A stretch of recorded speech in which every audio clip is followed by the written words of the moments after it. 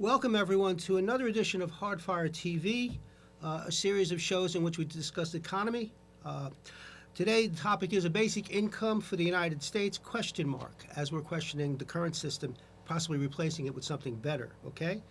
I'm your host, Tony Santoro, and specifically we'll be talking about basic income, the welfare state, reform of the bankrupt welfare state, as Dr. Weber at my left pointed. This is Dr. Cameron Weber.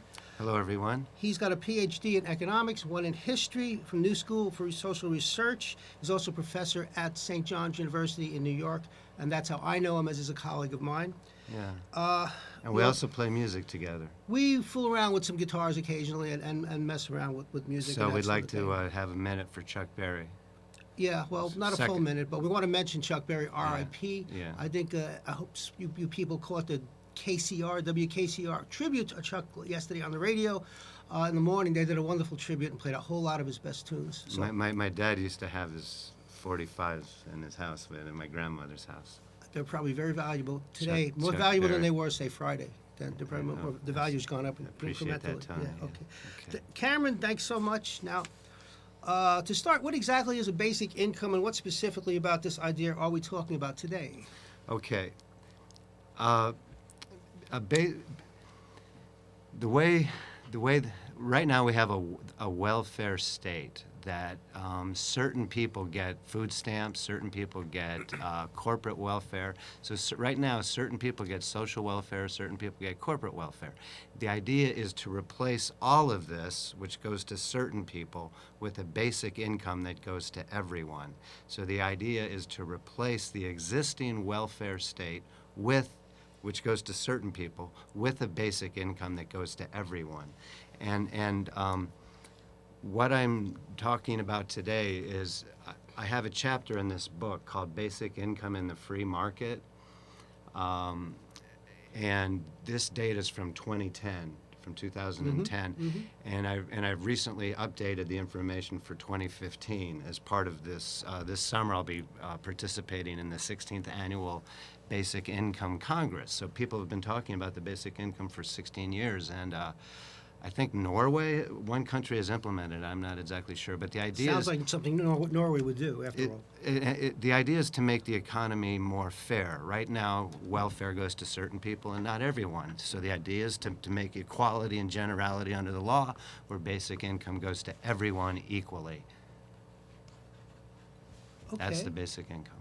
All right, so essentially the issue is the inefficient and cronyism welfare state in the USA. Could you talk a bit about cronyism? Let us know what that's all about. Sure. Well, corporate welfare is an example of cronyism, where the EPA or the Department of Commerce or the International Trade Commission or the Ex-Im Bank gives certain grants or subsidies to some companies and not other companies. So depending how politically well connected you are determines whether or not you get a subsidy. And so that's cronyism, is that the subsidies go to certain businesses. And it also affects regulation. Certain companies get better regulation because they're cronyists, because they're in with the political system. So they get better regulatory treatment than others, right? So cronyism just means certain people getting better treatment under law. And that's popular democracy in a huge nation state.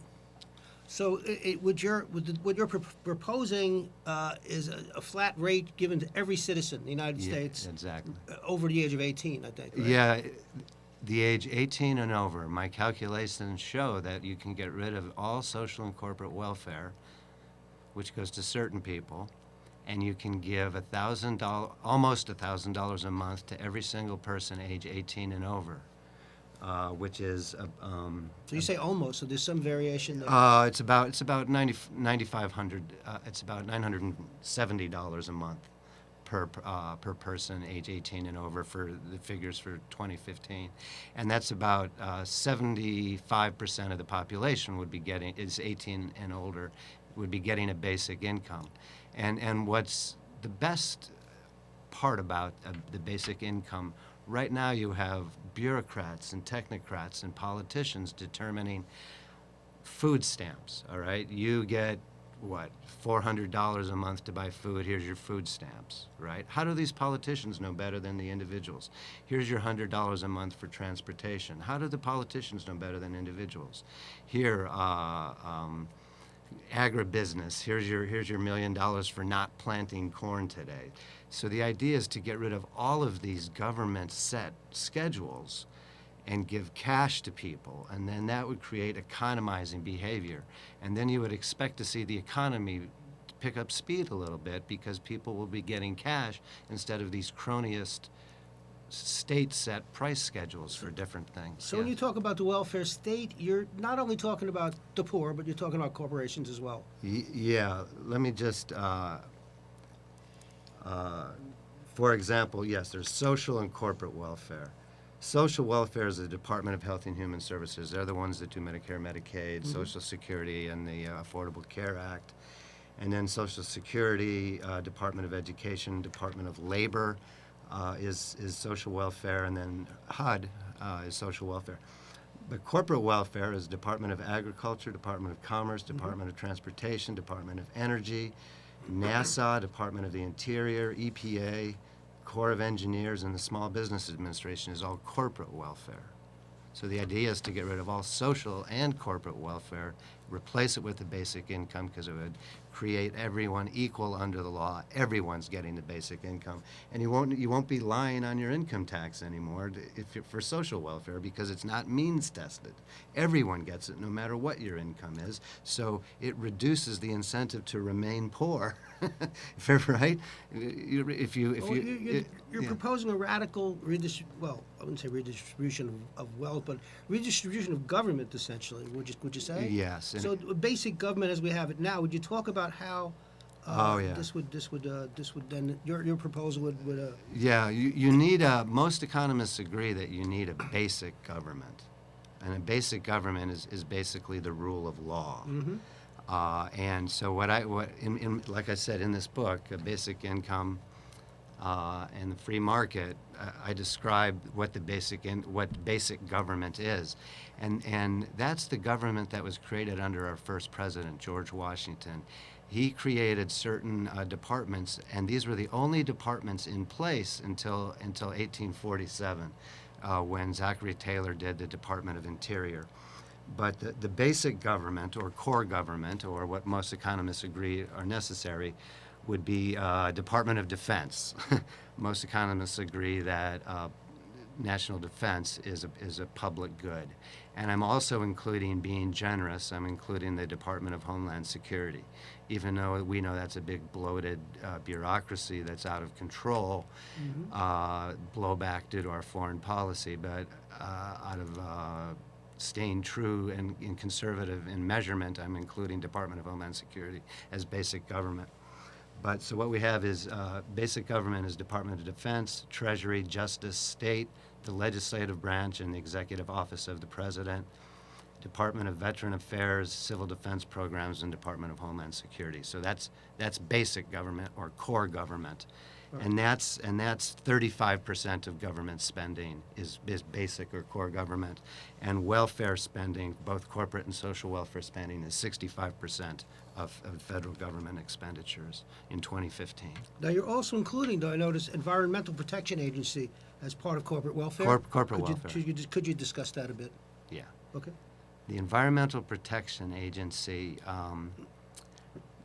like I said, that's part of corporate welfare. The EPA gives certain grants to certain people to do things, right? And not to other people. So only certain people get those grants, for exploring ways to reduce pollution or effluent systems into streams. Only certain companies get those research and development funds, usually the well-connected companies and the bigger companies who contribute to campaigns. So that's corporate welfare. And like I said, also with regulations, certain companies would say get special deals on mineral rights in Department of Interior, as regulated by the EPA. So these certain companies get special regulations or grants or subsidies. So that's cronyist social welfare.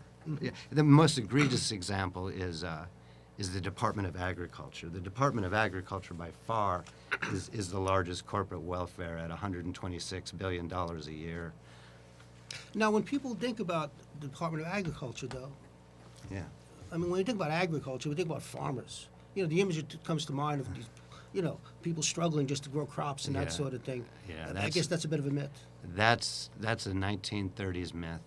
Now the corporate welfare under the Department of Agriculture goes to huge agribusinesses to plant ethanol, right, for ethanol-based gasoline, and the trade barriers against the foreign importation of agriculture stuff. So the agriculture, Department of Agriculture is a huge corporate welfare, giving research and development to cotton growers, you know, to wheat growers, just this huge corporate business, and that's again, that's American democracy. Is the agriculture bill, the way it's written now, is funds the food stamps in the cities, and then it funds the huge agribusinesses in the rural areas. So the Democrats and the Republicans both vote for each other's food stamps and corporate welfare under the agriculture bill, and then you know, they fight about it, but in the end they vote for each other's corporate and social welfare, and that's like I said, $126 billion for the Department of Agriculture. All right, so it looks like your plan would be to replace the welfare state in the United States, Yeah. both corporate and social. Yeah. So how much basic income would everyone get? Right. So the idea is to replace the 65% of federal government spending, or $2.4 trillion, $2.4 trillion in Yeah. corporate and social welfare, and replace that with a basic income, which would be $9,700 per person, $9,700. Annually. Yeah, $10,000 a year Right. per person, age 18 and older in the United That's States. every citizen over 18 would get this. Well, citizen is not necessarily what I would like to. That term doesn't quite fit your plan a bit. Anybody living in the United States Oh, would be my plan. people with green cards would get the $1,000. That whole green card thing is a scam anyway. People come here to risk their lives to come here to the United States. You know, let's not go there. Let's not go there. Well, you know, we want to be clear though, and just want to. Well, the census. My data is from the Census Bureau, and the Census Bureau counts non-citizens as well, Okay. or non-green card holders, or red card, or whatever card you're holding on a particular moment.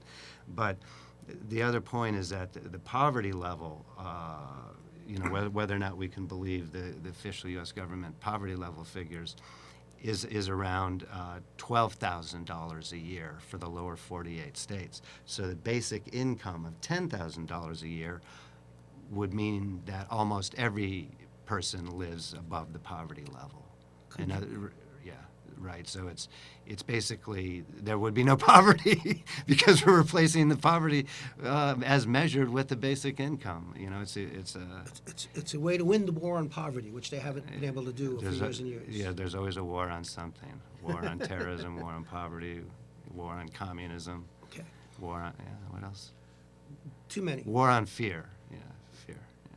Now, your plan, you posit, would in fact affect economic growth as well. So Yeah. it'd be good for the economy. Just give us a brief idea of how that would work. Well, if you replace the welfare state, just say social welfare, which is about 85% of all welfare, and just give people cash, give them a basic income instead of giving them vouchers. Then they start they start thinking towards the future. Hey, I've got cash. I'm going to buy this, I'm going to buy this, I'm going to buy this, instead of a voucher which tells them how much housing they can have, how much food they can have. If you replace it with cash, then they start thinking towards the future. It's no longer a crisis day-to-day poverty situation. They're part of the cash economy. They have more freedom of choice. And like what's important is that everybody gets the same amount, right? So you replace the bureaucratic set prices, schedules, and replace that with cash. So people start economizing. So you would expect to see more economic growth. Question. Yeah. This roughly $1,000 a month. It goes Yeah. to the citizen. Well, it goes to the $10,000 a year, so about 900. It goes a to month. people in the population. Does it go to corporations at all? No, no, right. So So corporate welfare is essentially shut off. yeah, you get Shut down. Yeah, you get rid of all of those agencies that I read. Sounds good. Yeah. You get rid of all corporate welfare, and that's what makes a lot of people angry is the corporate welfare. Make a lot of people happy if this was in effect. And Yeah. you mentioned earlier before we went on the air that this actual plan has been working well in Norway. There's been an experiment. There was one experiment, kind of a famous experiment, where they did it in the United States in one city. I'm not exactly sure where it's being implemented right now. I think they did a referendum in Switzerland about it that was voted no. But the other thing I wanted to mention in terms of the equality and generality under the tax law, we're replacing the Democrats like the social welfare in the cities, right? They like giving food stamps and housing vouchers because it assures the Democrats' votes, right? Mm-hmm. You get rid of this partisan stuff and give cash, basic income, you get rid of the politics behind it, right? Mm-hmm. So you start opening up more wide, less cronyist politics. But one of the in terms of equality and generality under the law, I'm also recommending tax reform. So you would get rid of all you'd get rid of all taxes as they are now, which is very, very complex. The tax system in the United States is a larger business than is the automobile industry, just complying with U.S. taxes. You get rid of all tax schedules, all tax forms, and you replace it with a single tax. So just like, let me see here. Okay, here it is. So what I'm calling government and basic income, right now the federal government is 19% of the economy. You replace the 65%, which is corporate welfare, and the government is still 19% of the economy. Mm-hmm. The basic government and the basic income would be 19% of the economy. So what you would do of the federal spending, 19% of the economy. So what you would do is get rid of all federal taxes and just have a single tax of 19% on personal income. So just like everyone would be treated equally under the law getting the basic income, everyone would be treated equally under the law by paying the same tax, which is the size of the federal government, which in 2015 was 19%. So you replace all taxes with a single personal income tax of 19%. So personal income tax, corporate income tax wouldn't factor in either. No corporate income tax. They need to get any welfare, and then they don't get taxed. So. Well, in the end, all taxes are paid by the consumer anyway. And the United States has the highest corporate income tax in the developed world, however we're defining that. So that's a problem. That is for those who pay the corporate income tax, Mm-hmm. those who are not cronyists, who don't get special tax breaks. But so the United States, it's well known that corporate income tax is a counter incentive towards capital accumulation and investment. So the idea would be to get rid of all of the complicated tax schedules and just have a personal income tax of 19%, just like personal individuals are getting the basic income. Because in the end, the consumer pays for all the taxes anyway, right? Because they're the ones who are paying the price. So it doesn't really matter who's paying the taxes. But to be fair, I'm suggesting everyone pay a single rate because everyone's getting the basic income. Everyone's getting the basic income. Everyone will take the basic income happily. Yeah. And then, of course, they'd be liable to pay their taxes, which in some cases in the country, not everyone bothers to pay their taxes or finds ways to beat it. Yeah. So So alleviates that situation as well, doesn't it? yes, it removes the incentive for cheating the IRS because everyone's treated the same. Yeah, and so it could either be a personal income tax, or else it could be a value-added tax.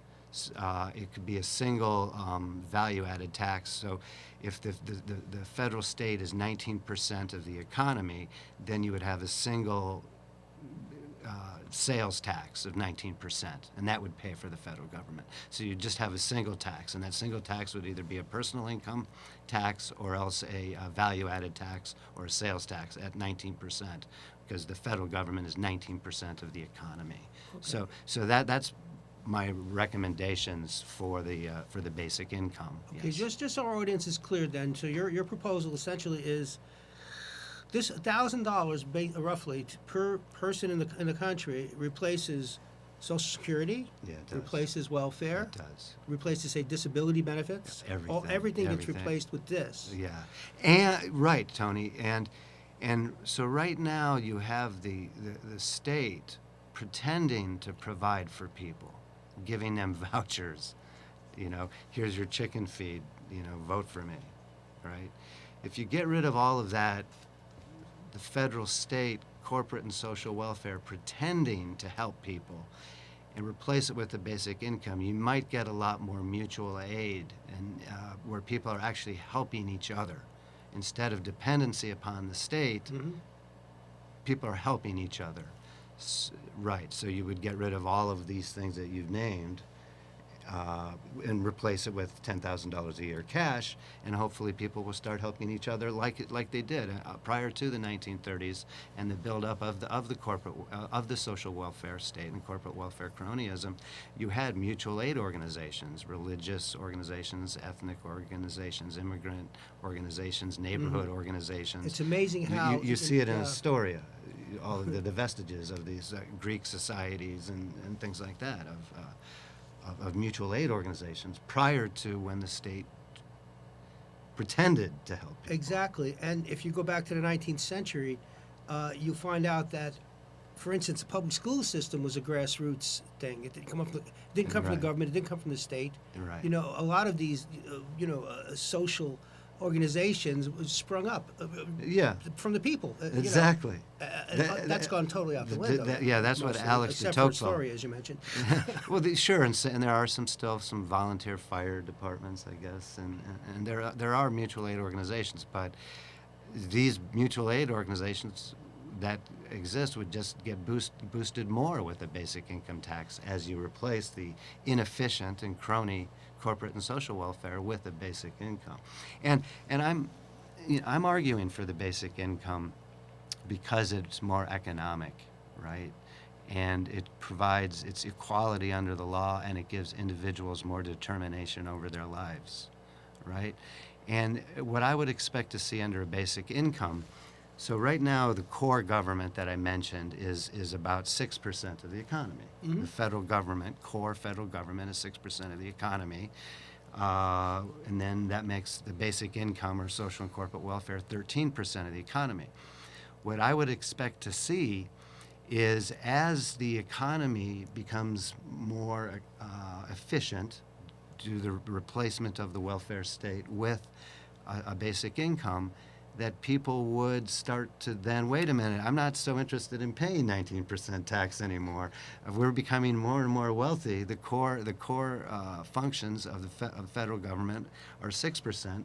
Maybe I would like less of a basic income and less tax rate.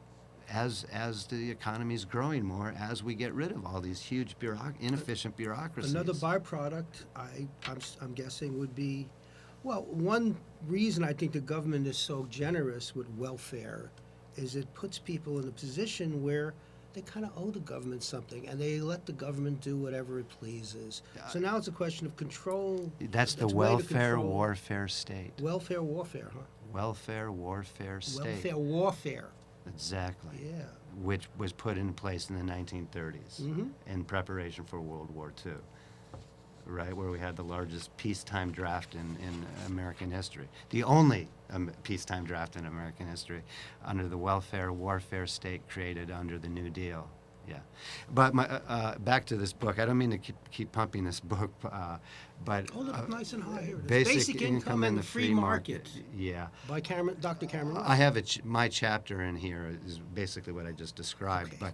But my friend Peter Bedke, who's an economist at George Mason University, he describes how in this book how difficult it would be to transfer from today's social and corporate welfare to a basic income because of all the special interests who are involved. So he's skeptical that it could actually be done. So it is something of a utopian idea, but it's nice to talk about it and to think about it. Okay, well, great. You know, we've done a couple of shows on Hardfire on these topics, and you can find them on the YouTube if you care to look them up and, you know, find out more about these issues and ideas, basically. Any closing thoughts? We've got about a on couple minutes here. YouTube. On YouTube, oh yeah, you can see my paper on CameronEconomics.com, which you'll see in the credits. You'll be able to read my basic income paper on my website, and then to find Hardfire shows on YouTube, just type in Hardfire TV Brooklyn Free Speech Cable is where we are. Hardfire TV, Brooklyn yeah. Free Speech Cable. Yeah. There you go, folks. So if you care to further inform yourself about these topics, these are great ideas. As Cameron mentions, they're radical ideas, and we have more than but we can try, and we have more than 100 shows on YouTube. Yeah. I've produced about 15 shows, and my predecessor, who put the show together, Gary Popkin, did more than 100 shows. Mm-hmm. So between that, there's a lot of Hardfire on these political economy issues, libertarian issues that you can find on the internet. Yeah, and you mentioned libertarian issues. You know, I know you're very Right. active with the Libertarian Party. Well, I'm sure a lot of these ideas jibe with their ideas. It's basically right, free minds and free markets, and Mm-hmm. small state and mutual aid, and that's why we're talking about the basic income today, right? Mm-hmm.